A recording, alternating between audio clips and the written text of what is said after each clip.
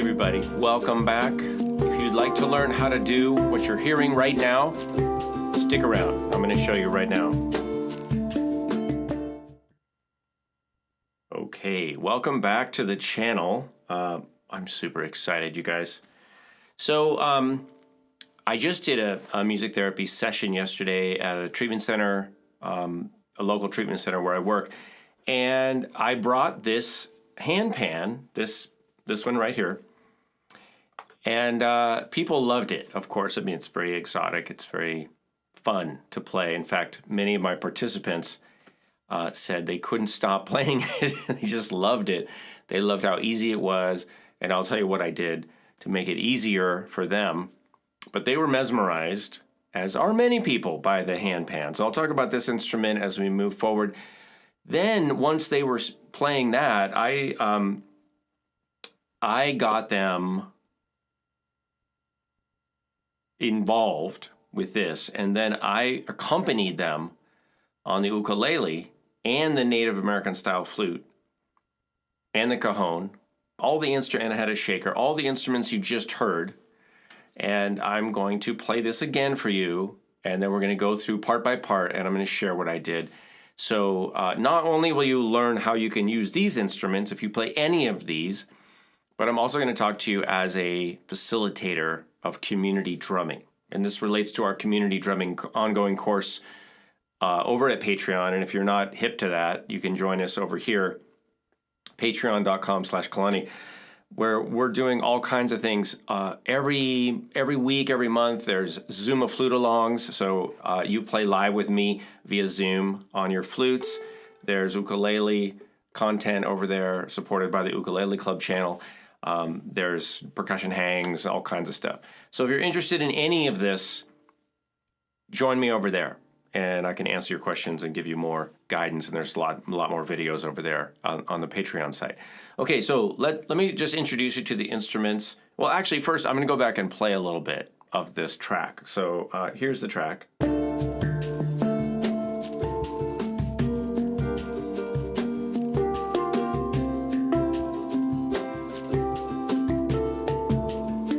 One more time.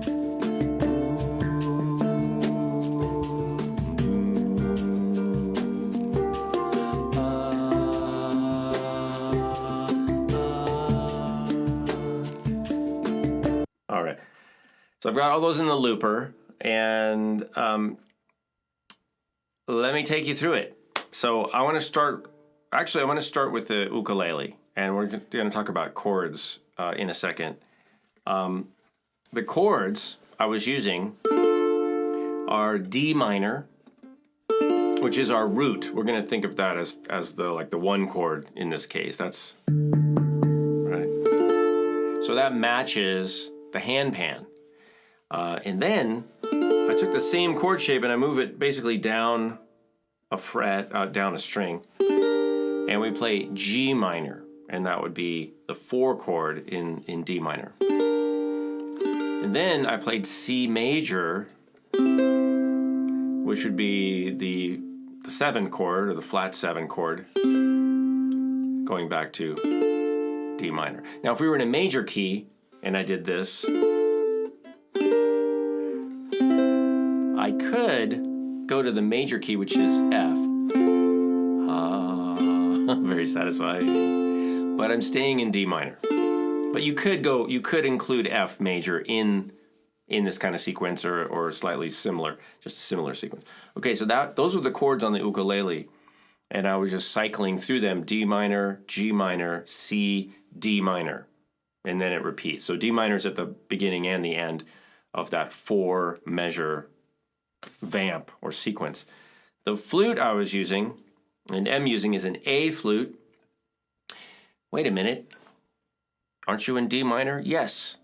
So what was I doing? Some of you know the answer. I was playing in what we call mode 4, which is a slightly different, it's just a fingering modification. Instead of playing with your 3rd finger down on the top hand, like this, I was holding my 4th finger down on the bottom hand. I'm sorry, the 4th hole from the top. My 1st finger down on the bottom So that changes the notes that come out of the flute just a little. And that, my friends, that fingering, mode 4 on an A minor flute has the same notes as the D minor flute, basically. That makes it match. So I was playing the caxixi, just very simple, and then a simple beat on the cajon. So what was magical about that experience? Why was I able to play specific chords on the ukulele and the scale on the flute and then have this handpan and have it all match? Well, it's because the handpan essentially is like a chime. You know, it's like a wind chime. So it's not that it doesn't have some tension notes in there. It does have some half steps, but what I did before I made this video. Now, yesterday during the session, my participants were playing, and I want to talk to you a little bit about how I facilitated that and what I had them do, because that's also important. But suffice to say, they were all playing this, and at one point they're all playing it. I had three people, and I gave them a mallet. I gave them a soft mallet. Well, it's a soft rubber mallet, and I had them hold the mallet, and I gave them one mallet each, and I just asked them to play gently, and that was it. And then they could play anything they want. But they were gathered around. We were on four sides of this, so everybody had a couple, 2 or 3 notes. And you know, you see the overhead, so one person has this access to this, one person's over here, one person's over here, and they can also play the middle. So that was one of the things I did to make it easier or facilitate their enjoyment and their playing. So I arranged everybody, you know, moved them a little closer, and then let them go. I just let them play. And then I started playing this background. But what's interesting is that you can still have all these notes going and still play the chord progression. But I did something else just now with this recording, which was I kind of figured out which notes go with which chord. Now, how do I do that? Well, if you have the handpan handy, you can just play a chord, the D minor, and then you find the notes. I know the middle note is a D, because that's usually the home note. That's an octave. I found that one.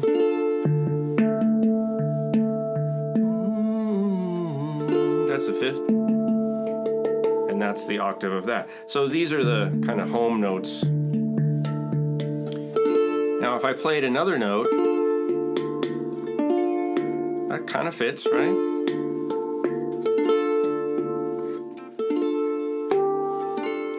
Now that one, see this one?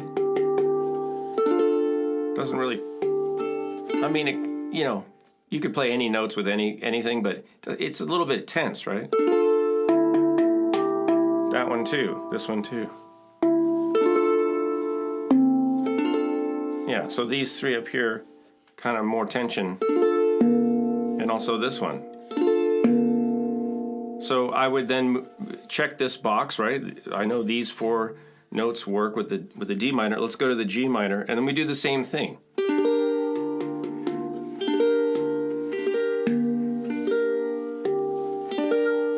that kind of fits a little better, right? But not that. Not that. Not that so much. So maybe I just play these notes for the G minor. And then the C major. Oh, hello. Those fit really well, don't they? Well, all 3 of these. Right? And then we can go back. So that's just a real short example of the process. It doesn't take long, you guys. And, you know, you just play a chord or play a note, find the notes, use your ear. And that's how you want to ultimately be playing music anyway. Use your ears, don't use your eyes, don't use your brain, just a little. And figure it out. And then if you need to, put some marks on there. You can get some either a marker that you could, you know, well, you could leave it on, or you can get a marker that you could erase if you want, or put a little colored dot on there, some tape. Make any kind of marks you want, as long as it's your instrument and you're comfortable with the way you're doing it. You can mark the different chords or chord groups, and then you know. all right? Or just memorize it. What I did in this case is I arranged the pan so that I know this. So this is the T shape. These are the home notes. Maybe this one too. So this is my home configuration, and as long as I go back to that every time I play, and I know it's D minor, then it's very familiar, and I could repeat that, you know. And as you add more chords, you do more investigation, which notes fit with which chords. Of course, that process will be easier. You'll bring more forward every time you play. You'll bring more of your knowledge and experience forward with you. And so it'll feel like there's less work to do, you know, just remembering that stuff. Okay, so now that you know that, before I'm going to play a little bit more, but I want to give you some tips about facilitating group music making. So something I did was I showed people the instrument. First, I told them, look at this, what it is. Of course, I played it a little bit right away because people want to hear things. They don't want to listen to you talk about stuff. Right? Do the music. Let the music speak for itself. Let an instrument speak for itself. People want to play. They want to hear things. They want to make music. All right, so remember that. So I brought this out. Then I gave them a quick demo of the sound. I showed them how to hit it, how to play it. I asked them, I gave them a couple parameters. Use the mallet, use the soft mallet. Here's where you can hit it gently, right? Just that's it. And then they're good to go. They were all playing it, and then I'll create a beat, you know, so it's not just random. In fact, at first they were all playing, and they weren't really playing together. They were just playing at the same time, which is not the same thing. So then I paused. We had a little pause. You know, I let them play for a while.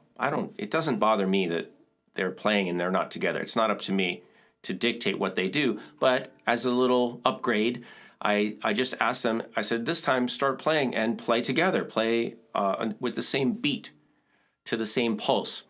And what I did is I just listened to what they did, what they started doing. And when a couple of them found each other in the beat, they found the beat of each other, then I came in and supported with a very simple background.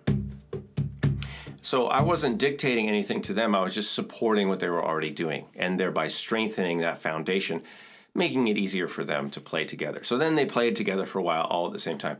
Then, just to break it up a little bit and also give them each a little more autonomy and to help them connect with each other a little bit more, I said, okay, now we're going to play again. And this time you're going to take turns. One person can start, and then you're just going to cue the next person when you're done. So now they have a job to do. They can play by themselves. They get free reign over the whole instrument, play any notes. But then they have a social connection that they're going to pass the privilege of playing off to the next person. And then that was wonderful. So they play, and then they would, you know, gesture, or they would stop, and the next person would play, and we just went around in a bit of a circle. Now, another thing I did, which is a little sneaky, is I was playing the chords, and then I was also humming the bass line. So I'm playing.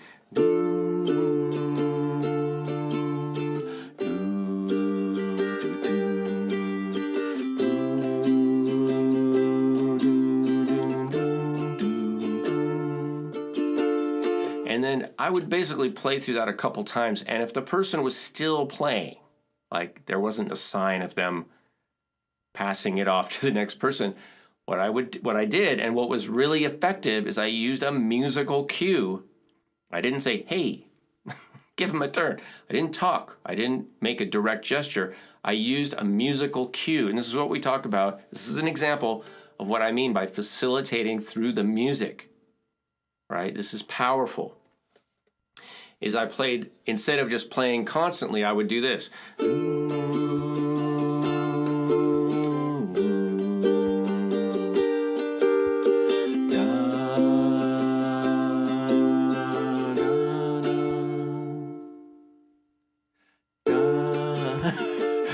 So there'd be boy, did that work well. They heard it, you know, people get it. It just felt like that time that was done, that particular block of music was done. And so, you know, I didn't have to do anything. People understand music, and this is what we need to remember or keep in mind, you know, as we're facilitating music. People understand music. They may not always think of what to do or initiate something, but if they hear it, they get it, you know. So I would leave a pause there. I just kind of left some space, and the implication is now it's time to transition. It's time to shift the lead, shift the opportunity to somebody else. And thereby, and this is the big plus of facilitating through the music, is I'm not interrupting them and I'm not controlling them. Yes, I am making a suggestion. I'm kind of positioning myself in a way, but it's very, compared to conducting or talking or interrupting people with some kind of command or, you know, words. And let me talk about why I don't like to use words in music so much. I'll talk about it in a second. But instead of doing one of those heavy-handed things, I'm just playing. I'm accompanying them. I'm still in the background, but I am being a little sneaky, and I'm changing what I'm doing to kind of, you know, prompt them to move to the next person in this case. And there's lots of things we can do, and this is why I'm excited about facilitating through the music. If you're interested to learn more techniques like that, musical facilitation techniques, you can join us at Patreon. Again, it's over here, and I have the course called "The Drum Circle: A Musical Approach." And what that is a bunch of techniques like that. It's musical techniques that you can use to facilitate, so that you don't have to interrupt people and start doing conducting or, you know, talking. Now, the reason I don't particularly like talking during music, you can talk in between the music, that's fine. But the reason I don't like talking to people or, you know, talking over the music or during the music is because I believe, now this is my opinion, I don't have a scientific study to prove this, but my experience is, and maybe you can relate to your own experience, is that when we listen to somebody talking, that is not a musical experience. That's not an act in music. Talking requires people to focus on your words, and then they have to decode it. Any language, it's like that. What are they saying? What does that mean? Do I need to do something? What do I need to do? There's a lot of attention that goes into actually, you know, listening to somebody, understanding what they're talking about, responding in an appropriate way, all of that. Now, so there's nothing wrong. I'm not saying there's anything wrong with talking or communicating verbally, but my point is when we're making music, and this is not about singing lyrics, that's also musical, but when you're trying to communicate something, it takes people away, it takes them out of the music mode that they're in, which is not a verbal talking mode. It's nonverbal, and it's more creative and more, you know, direct, connected to people's, you know, impulses and feelings and perhaps thoughts or subconscious even. It takes them out of that. And it's almost like they're in a dream, they're having this beautiful dream, and then they're like, oh, what? Do you see what I mean? Now, you may agree or disagree, that's fine. But that's been my experience. And so I don't want to do that to people. I don't want to yank them out of their musical process by talking at them or, you know, giving them commands or something. And also, it's just more elegant. It's a more elegant and respectful way to facilitate by just doing it through the music that you play. Now, of course, one of the reasons I am able, and I'm not bragging or saying that I'm the only person who can do this, but I'm saying one of the reasons I'm able to do that is because I have the music skills to do that. And I know what the techniques are, and I understand how to use them, and I can do it.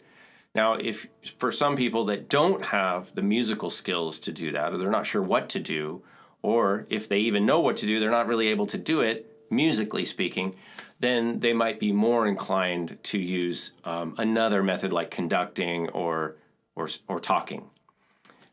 So you can ask yourself what you would do and why. And if you feel like you haven't tried the musical facilitation, that's an area that you could grow into and you could study and learn how to do that. Because, again, my experience is that it's much more preferred in a group setting if you could stay in the music, don't interrupt people, don't give them a lot of other stuff to think about, and just let them, honor what they're doing and what they're creating, and just stay in the music. All right, so I'm going to play this again. Now you've heard all the parts. I've explained all the parts of the music, and I'm going to play it a little bit more, and I'll play a little more flute, and then I will say goodbye, aloha, and until next time. All right, here it is again. Thanks for being here, you guys.